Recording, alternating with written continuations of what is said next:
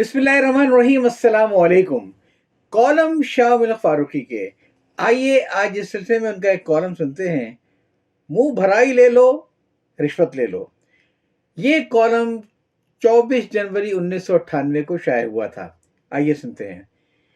कराची के रोजनामा जंग 12 जनवरी ने अपने लाहौर के नुमाइंदे के हवाले से खबर दी है कि जमात इस्लामी में एहतसाब सेल के चेयरमैन और एलडीए लाहौर डेवलपमेंट अथॉरिटी के साबिक director major general retired MH Ansari ने वफाकी हुकूमत की तरफ से ग्रेड 22 में चेयरमैन बहबूद फंड का ओहदा कबूल करने से इनकार कर दिया है।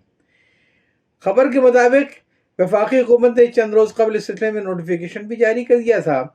जब अखबार ने अंसारी साहब से ये नई पेशकश न कबूल करने के बारे में पूछा तो उन्होंने कहा कि जब गरीब को 2 वक्त की रोटी नसीब न हो रही हो और डाके फैशन बन जाएं और महंगाई इंसान को नीम पागल बना दें तो ऐसी सूरत हाल में मुझे ये पेशकश कबूल नहीं है। ताहम नुमाइंदे के मुताबिक मेजर रिटायर्ड अंसारी साहब ने इस पेशकश पर हुकूमत का शुक्रिया अदा किया।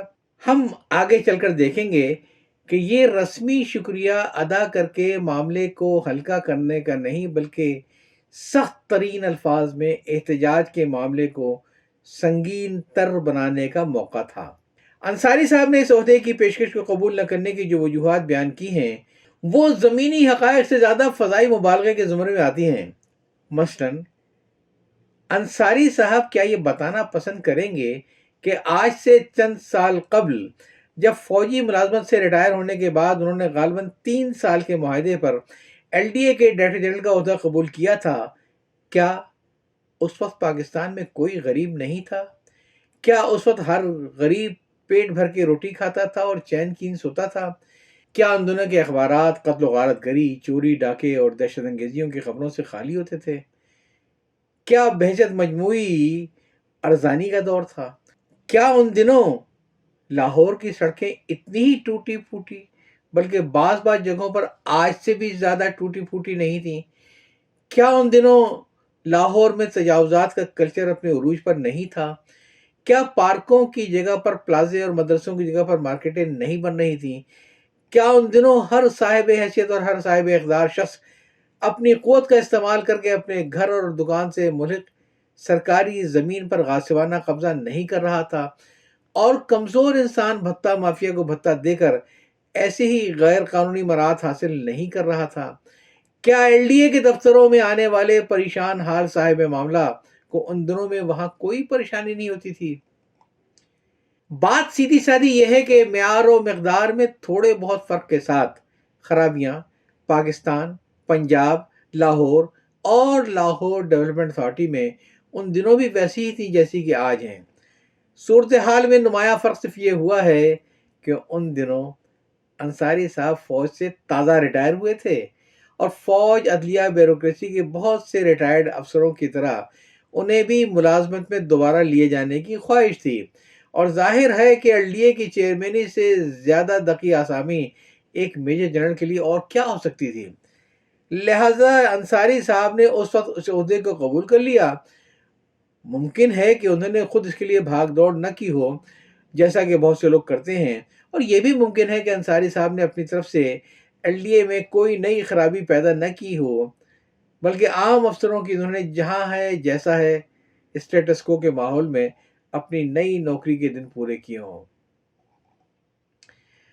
फ़र्क इस बार यह होगा कि एलडीए से भी फारिग होने के बाद अंसारी साहब ने एक सियासी जमात, वो भी हस्ब इख्तिलाफ की जमात यानी जमात इस्लामी में शिरकत कर ली, क्योंकि ये भी हमारे कल्चर का हिस्सा है कि मुलाजमत से रिटायर होने के बाद सियासत शुरू कर दो। खैर ये तो उनका अपना फैसला है, हमें इस पर कोई इतराज़ नहीं है। हो सकता है, ताहम बात वही है कि जब अंसारी साहब ने हिज़्ब इख्तिलाफ की एक सियासी जमात में शिरकत कर ली तो अब उन्हें ग्रेड 22 की मुलाजमत कबूल करने से पहले 22 मरतबा सोचना पड़ेगा। मुलाजमत कबूल करने का मतलब ये होगा कि सियासी जमात से अलहदगी और ये वो मरहला होगा कि ए अहले नज़र, ए दिल वालों, मैं खून सी बंदिश नरम करूं, एक हाथ में दोनों आलम हैं, एक हाथ में उनका दामन है। اور ظاہر ہے کہ انصاری صاحب عمر کی جس مرحلے میں پہنچ چکے ہیں وہاں ان کے لیے سرکاری ملازمت کے توسط سے ملنے والی قاضی کے ہاتھ میں ہاتھ دو، قاضی کا ساتھ دو کا نعرہ بلند کر کے قاضی صاحب کا دامن پکڑے رہنے کا فیصلہ نہ صرف صحیح بلکہ ضروری ہے۔ ان کے اپنے فیصلے کے مطابق یہ دنیا نہ صحیح دین بنانے میں ان کا ممد و معاون ضرور ہوگا۔ غرض ہمارے نزدیک انصاری صاحب کے فیصلے کے اسباب و علل کچھ بھی ہوں، انہوں نے ملازمت کی پیشکش قبول نہ کرنے کا فیصلہ کر کے اپنے صاحب الرائے اور راست کردار ہونے کا ثبوت دیا، اور یہ وہ بات ہے جس کا اشارہ ہم نے اوپر کیا تھا کہ انصاری صاحب کو اس پیشکش پر سخت الفاظ میں احتجاج کرنا چاہیے تھا اور اس انکار کو شکریہ وغیرہ کے پردے میں لپیٹنے کی ضرورت نہیں تھی۔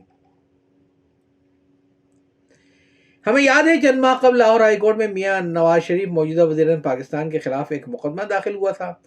جب وہ پنجاب کے وزیر اعلیٰ تھے انہوں نے ایل ڈی اے کے کچھ پلاٹ غلط طور پر لوگوں کو خود الاٹ کیے تھے۔ ایک مرحلے پر جنرل ریاض انصاری نے عدالت میں درخواست دی کہ وہ بھی غالباً جماعت اسلامی کے احتساب سیل کے چیئرمین کے طور پر اس مقدمے میں ایک فریق یا گواہ بننا چاہتے ہیں، کیونکہ ایل ڈی اے کے اس وقت کے ڈائریکٹر جنرل کے طور پر کام کرنے کی وجہ سے ایسے کچھ پلاٹوں کا ذاتی علم ہے اور وہ انہیں عدالت کے علم میں لانا چاہتے ہیں۔ مقدمہ اب بھی زیر سماعت ہے۔ ایسی صورت میں اگر وفاقی حکومت نے ریٹائرڈ میجر جنرل انصاری صاحب کا تقرر واقعی کسی سرکاری عہدے پر کرنا چاہا تھا، بلکہ اس تقرری کا نوٹیفیکیشن بھی جاری کر دیا تھا، تو اس سے کم الفاظ میں افسوسناک بلکہ شرمناک فیصلہ کہا جا سکتا ہے۔ یہ رشوت کی بدترین شکل نہیں ہے تو اور کیا ہے؟ سیدھے سادے الفاظ میں جنرل انصاری صاحب کو رشوت کی پیشکش کی گئی، ان کے منہ میں لقمہ ڈالنے کی کوشش کی گئی تاکہ وہ اپنا منہ بند رکھیں اور عدالت میں جا کر کہہ دے کہ جو کچھ انہوں نے دیکھا تھا وہ ایک خواب تھا اور سوچا کہ وہ ایک وہم تھا۔ ایک قدم آگے بڑھ کر یہ بھی کہہ دیں کہ اگر انصاری صاحب یہ عہدہ قبول کر لیتے تو بھی افسوسناک بددیانتی اور رشوت کو قبول کرنے کے مرتکب قرار پاتے۔ لوگ یہی کہتے ہیں کہ ہر شخص کی اپنی ایک قیمت ہے، جبکہ ایسا واقعی نہیں ہے۔ کچھ لوگ قیمت پر نہیں اور کچھ لوگ قیمت پر نہیں بکتے ہیں۔ اس کے لیے غربت وغیرہ کا عذر سیاسی بازی گری کے علاوہ اور کچھ نہیں۔ کیا وفاقی حکومت کے ذمہ دار حضرات اس واقعے کی وضاحت کرنا مناسب سمجھیں گے؟ نمبر 1، کیا جنرل انصاری کو واقعی اس عہدے پر مقرر کیا گیا تھا؟ نمبر 2، کیا تقرر سے پہلے انہیں اس عہدے کی پیشکش کی گئی تھی اور انہوں نے رسمی طور پر قبول کیا تھا؟ نمبر 3، کیا تقرری کی تجویز کرنے والوں کے علم اور حافظے میں یہ بات تھی کہ انصاری صاحب ہائی کورٹ میں میاں نواز شریف کے خلاف پیش ہونے کی درخواست دے چکے ہیں؟ اگر ایسا تھا تو ان لوگوں نے اس پیشکش کے مضمونات پر غور کیوں نہیں کیا تھا؟ نمبر 4، یہ بہبود فنڈ کیا چیز ہے اور پہلے اس عہدے پر کون کون سے لوگ مامور رہ چکے ہیں؟ کیا جنرل انصاری کے لیے پہلی بار یہ عہدہ تشکیل تو نہیں دیا گیا تھا؟ اس کے فرائض کیا ہیں؟ تو یہ تو تھا کالم شاہ ملک فاروقی صاحب کا منہ بھرائی لے لو رشوت لے لو، جو 24 جنوری 1998 کو شائع ہوا۔ اجازت چاہتا ہوں، اللہ حافظ۔